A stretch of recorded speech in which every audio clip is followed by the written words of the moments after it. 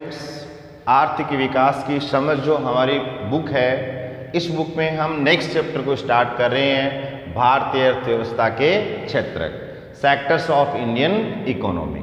ठीक है, आपने 9th क्लास में पढ़ा होगा मानव के जो क्रियाकलाप हैं इनको हम दो भागों में बांट सकते हैं। एक तो आपने पढ़ा होगा आर्थिक क्रिया, इकोनॉमिक एक्टिविटी, और एक आपने पढ़ा है अनार्थिक क्रिया, नॉन इकोनॉमिक एक्टिविटी। यानी मानव के द्वारा अपनी आजीविका चलाने के लिए जो कार्य किए जाते हैं उनको हम आर्थिक और अनार्थिक क्रिया में डिवाइड कर सकते हैं। धन कमाने के लिए जो भी कार्य किया जाता है उसे आर्थिक क्रिया कहते हैं, और मानव के वे क्रियाकलाप जिनसे किसी प्रकार के धन की प्राप्ति नहीं होती उसे हम अनार्थिक क्रिया कहते हैं। अर्थव्यवस्था एक बहुत ही वाइड कॉन्सेप्ट है। इस चैप्टर में हम अर्थव्यवस्था के जो क्षेत्रक हैं उनके बारे में अध्ययन करेंगे, यानी अर्थव्यवस्था को कितने भागों में विभाजित किया जा सकता है, और विभाजन के लिए हम 3 आधार रखेंगे। पहला आधार है आर्थिक क्रिया कलापों या आर्थिक गतिविधियों के आधार पर।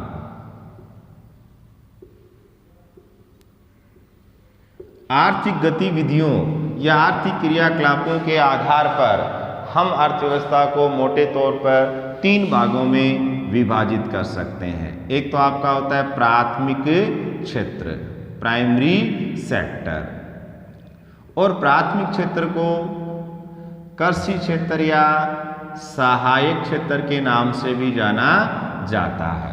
ठीक है, दूसरा हमारा है द्वितीयक क्षेत्र,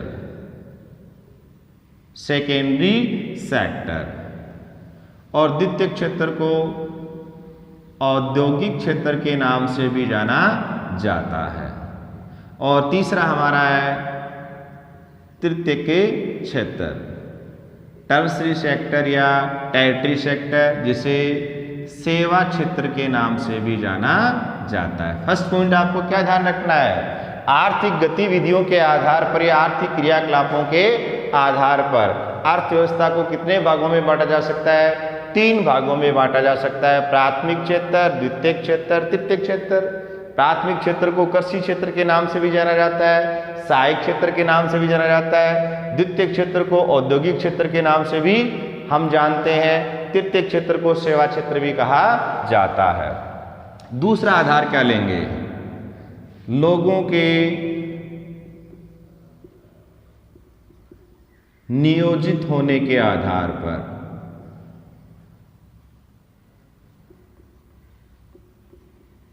लोगों के नियोजित होने के आधार पर, यानी कोई भी व्यक्ति है वह किसी भी क्रियाकलाप में किस प्रकार से नियोजित हुआ या कार्य में कैसे लगा है, और लोगों के नियोजित होने के आधार पर हम अर्थव्यवस्था को 2 भागों में बांट सकते हैं, संगठित क्षेत्र, ऑर्गेनाइज सेक्टर, और असंगठित क्षेत्र, unorganised sector.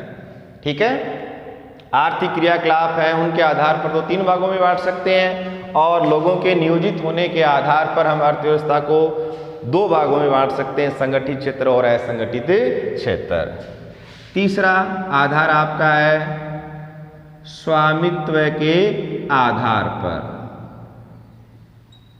On the basis of ownership, स्वामित्व के आधार पर। स्वामी का मतलब जानते हो आप, मालिक, मालिकाना हक है, इसके आधार पर हम अर्थव्यवस्था को 2 भागों में बांट सकते हैं, निजी क्षेत्र,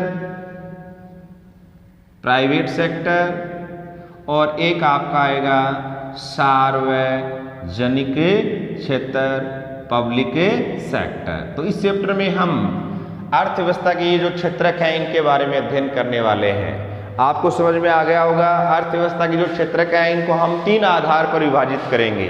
एक तो आर्थिक क्रियाकलापों के आधार पर, एक लोगों के नियोजित होने के आधार पर, एक स्वामित्व के आधार पर। सबसे पहले हम देखते हैं आर्थिक क्रियाकलापों के आधार पर।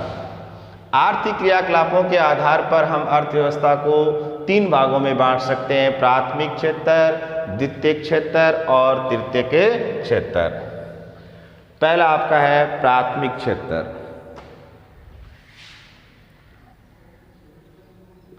Primary sector.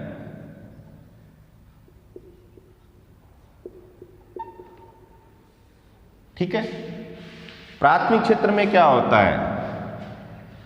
प्राकृतिक जो संसाधन है, प्राकृतिक संसाधन है, उनका प्रत्यक्ष उपयोग करके वस्तु का उत्पादन किया जाता है। ठीक है, देखो प्राकृतिक का मतलब जानते हो आप, जो प्रकृति के द्वारा प्रदत्त है। संसाधन शब्द आप लोगों ने पढ़ा होगा। प्रकृति में पाए जाने वाले वे सभी पदार्थ जो मानव की आवश्यकता को पूरा कर सकते हैं, उन्हें क्या बोलेंगे हम? संसाधन। जैसे मार्कर क्या है? संसाधन। ये बोर्ड क्या है? संसाधन। मोबाइल क्या है? संसाधन। फैन क्या है? संसाधन। ठीक है, एक तो प्राकृतिक संसाधन होता है, एक मनुष्य द्वारा निर्मित संसाधन होता है। प्रत्यक्ष का मतलब सीधा वस्तु का उत्पादन यानी नई वस्तु का निर्माण करना। देखो मान लीजिए अपन क्या है, कृषि कार्य कर रहे हैं और कृषि कार्य में किसी भी फसल का उत्पादन हम कर सकते हैं। कृषि का कार्य हम कहाँ करेंगे आपको पता है? भूमि पर करेंगे। यानी भूमि क्या है? एक प्राकृतिक संसाधन है। ठीक है, भूमि पर मान लीजिए अपन किसकी खेती कर रहे हैं? कपास की खेती कर रहे हैं। किसकी खेती कर रहे हैं? कपास की खेती कर रहे हैं। कपास की खेती करने के लिए आपको पता है किसकी आवश्यकता होगी? सूर्य के प्रकाश की आवश्यकता होगी। किसकी आवश्यकता होगी? सूर्य के प्रकाश की। आप सभी जानते हो जो भी हरे पादप हैं वो प्रकाश संश्लेषण की क्रिया के द्वारा अपना भोजन स्वयं बनाते हैं। और प्रकाश संश्लेषण की जो क्रिया है उसमें आपको पता है कौन कौन सी चीज़ों की रिक्वायरमेंट होती है, किन की आवश्यकता होती है? तो भूमि हो गई, सूर्य का प्रकाश हो गया। इसके अलावा देखो कोई भी फसल है उसे किसकी आवश्यकता होती है? जल की आवश्यकता होती है, वर्षा या जल। इसके अलावा आप सभी जानते हो कि हर एक फसल की खेती के लिए एक स्पेशल जलवायु है, उसकी रिक्वायरमेंट होती है। किसकी रिक्वायरमेंट होती है? जलवायु। अब देखो हम प्राकृतिक संसाधनों का प्रत्यक्ष रूप से उपयोग कर रहे हैं। भूमि का उपयोग करें नहीं करें, भूमि कैसा संसाधन है? प्राकृतिक संसाधन है। सूर्य का प्रकाश है, जल या वर्षा है या जलवायु है। और प्राकृतिक संसाधनों का प्रत्यक्ष रूप से उपयोग करके हम अगर किसी वस्तु का उत्पादन करेंगे तो वह गतिविधि या क्रियाकलाप किस क्षेत्र में आएगा? प्राथमिक क्षेत्र। तो आपसे पूछ लिया जाए कि प्राथमिक क्षेत्र से आपका क्या अभिप्राय है? वह क्षेत्र जिसमें प्राकृतिक संसाधनों का प्रत्यक्ष रूप से उपयोग करके वस्तु का निर्माण या उत्पादन किया जाता है उसे प्राथमिक क्षेत्र कहते हैं। या प्राथमिक क्षेत्र में मानव की वे सभी गतिविधियां शामिल होती हैं जिनमें प्राकृतिक संसाधनों का प्रत्यक्ष उपयोग करके वस्तु का उत्पादन किया जाता है। ठीक है, अब देखो प्राथमिक क्षेत्र के आपको क्या ध्यान रखने हैं? उदाहरण। सबसे पहले क्या रखोगे? प्राथमिक क्षेत्र की परिभाषा। क्या परिभाषा बन जाएगी? प्राकृतिक संसाधनों का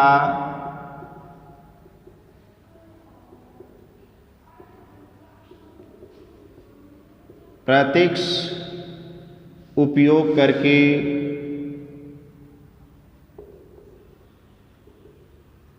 वस्तु का उत्पादन करना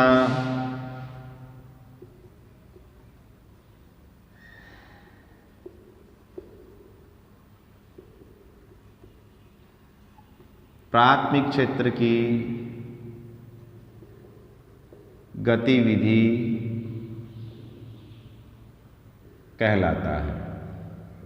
ठीक है, प्राथमिक क्षेत्र में हम क्या कर रहे हैं? प्राकृतिक संसाधनों का प्रत्यक्ष रूप से उपयोग कर रहे हैं। आपसे पूछा जाए कि प्राकृतिक संसाधनों के प्रत्यक्ष उपयोग पर आधारित गतिविधियों को हम किस क्षेत्र में शामिल करते हैं? तो उत्तर क्या लिखोगे? प्राथमिक क्षेत्र। अब देखो प्राथमिक क्षेत्र के उदाहरण या प्राथमिक क्षेत्र की प्रमुख गतिविधियां।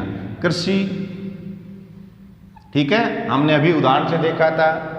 पशुपालन, पशुपालन को भी हम प्राथमिक क्षेत्र के अंतर्गत रखते हैं। क्यों?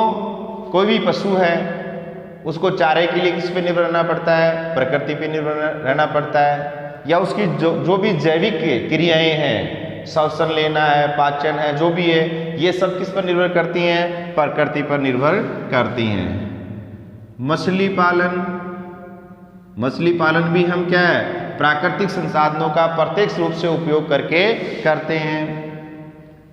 आखेट का मतलब क्या होता है? शिकार, ये भी प्राथमिक क्षेत्र की गतिविधि है। खनन, भूगर्भ से खनिजों को खोदकर बाहर निकालने की जो प्रक्रिया, वो क्या कहलाती है? खनन। और खनन प्रक्रिया में भी हम क्या करते हैं? सीधा प्राकृतिक संसाधनों का उपयोग करते हैं, यानी प्रकृति से सीधे हम क्या है? खनिज को प्राप्त करते हैं। ठीक है। अब नेक्स्ट पॉइंट आपको ध्यान रखना है, प्राकृतिक उत्पाद। नेक्स्ट पॉइंट क्या आएगा आपका? प्राकृतिक उत्पाद। बहुत इंपॉर्टेंट फैक्ट है ये, इसी से आगे हमारा चैप्टर चलेगा। सेकेंडरी सेक्टर को पढ़ने से पहले हमें नॉलेज होना चाहिए कि प्राकृतिक उत्पाद क्या है। देखो, प्राथमिक क्षेत्र से हम जो भी उत्पाद प्राप्त करते हैं उसे हम क्या बोलेंगे? प्राकृतिक उत्पाद। प्राथमिक क्षेत्र से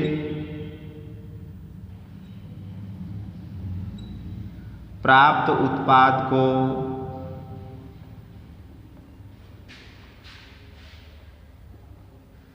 प्राकृतिक उत्पाद कहते हैं। ठीक है। जैसे कृषि कार्य है, कृषि कार्य से हमने क्या प्राप्त किया? मान लीजिए गन्ने की खेती की, गन्ना प्राप्त कर लिया। कपास की खेती करके कपास, गेहूँ, ठीक है, जो भी आपकी खाद्यान्न फसलें हैं या व्यापारिक फसलें हैं, सब की सब किसके उदाहरण हैं? प्राकृतिक उत्पाद के। पशुपालन से हमने क्या प्राप्त कर लिया? मान लीजिए दूध प्राप्त कर लिया या मांस प्राप्त कर लिया, ये क्या कहलाएगा आपका? प्राकृतिक उत्पाद। मछली पालन से मान लीजिए अपन ने मछली को प्राप्त किया, वो क्या कहलाएगा? प्राकृतिक उत्पाद। हमने किसी भी जीव का क्या किया? शिकार किया, आखेट किया, तो वो भी क्या कहलाएगा? प्राकृतिक उत्पाद। हमने खनन प्रक्रिया के द्वारा भूगर्भ से बहुत सारे खनिजों को खोदकर बाहर निकाला, जैसे सोना है, चांदी, तांबा, ये सब के सब आपके क्या कहलाएंगे? प्राकृतिक उत्पाद। ठीक है। अब नेक्स्ट हमें देखना है कि जो प्राथमिक क्षेत्र है इसको अन्य नामों से भी जाना जाता है। प्राथमिक क्षेत्र है, इसको हम कृषि क्षेत्र के नाम से भी जानते हैं और इसे सहायक क्षेत्र के नाम से भी जानते हैं। देखो, जैसे जैसे चैप्टर आगे बढ़ेगा आपके सभी कॉन्सेप्ट्स हैं वो क्लियर होते जाएंगे। प्राथमिक क्षेत्र को कृषि क्षेत्र भी कहा जाता है। क्यों कहा जाता है? क्योंकि प्राथमिक क्षेत्र की ज़्यादातर जो गतिविधियां हैं, ज़्यादातर जो क्रियाकलाप है वो कृषि पर आधारित हैं। इस क्षेत्र की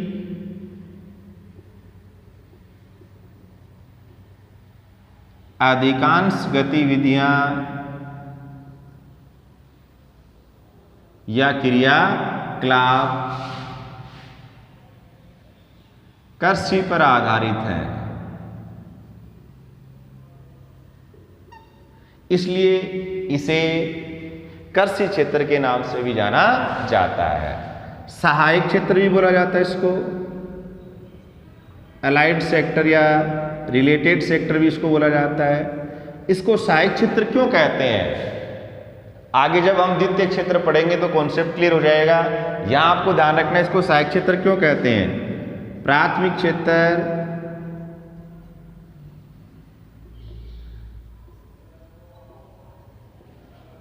द्वितीय क्षेत्र को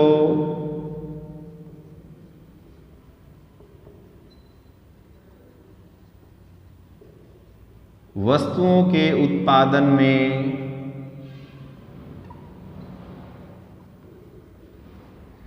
सहायता प्रदान करता है।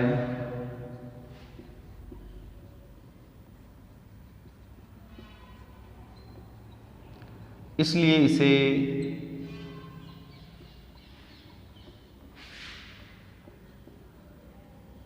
सहायक क्षेत्र के नाम से भी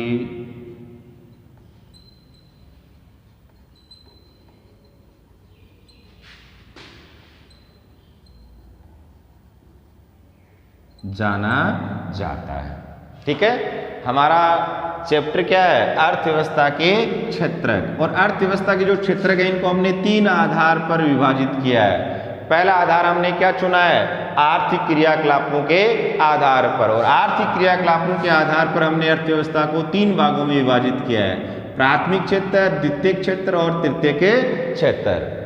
दूसरा आधार हमने क्या लिया है? लोगों के नियोजित होने के आधार पर। और लोगों के नियोजित होने के आधार पर हमने अर्थव्यवस्था को 2 भागों में विभाजित किया है, संगठित क्षेत्र और असंगठित क्षेत्र। तीसरा हमने पॉइंट लिया है स्वामित्व के आधार पर, on the basis of ownership. Economy can be divided into 2 categories. एक तो आपका क्या रहेगा? निजी क्षेत्र, एक आपका होगा सार्वजनिक क्षेत्र। सबसे पहले हमने किसके आधार पर अर्थव्यवस्था को विभाजित किया है? आर्थिक क्रियाकलापों के आधार पर। और हमने किसको स्टार्ट किया है? प्राथमिक क्षेत्र, प्राइमरी सेक्टर। वह क्षेत्र जिसमें प्राकृतिक संसाधनों का प्रत्यक्ष उपयोग करके वस्तु का उत्पादन किया जाता है उसे हम प्राथमिक क्षेत्र कहते हैं। ठीक है। और प्राथमिक क्षेत्र में मैंने उदाहरण के माध्यम से आपको बताया, किसी वस्तु का उत्पादन अगर हम कर रहे हैं तो प्राकृतिक संसाधनों का प्रत्यक्ष रूप से हम उपयोग करते हैं। ठीक है। प्राथमिक क्षेत्र के उदाहरण आपको पता है, प्राथमिक क्षेत्र से प्राप्त उत्पाद है उनको हम क्या बोलेंगे? प्राकृतिक उत्पाद। प्राथमिक क्षेत्र को कृषि क्षेत्र के नाम से भी जाना जाता है और इसे सहायक क्षेत्र के नाम से भी जाना जाता है। आज के लिए इतना ही। Best of luck, take care.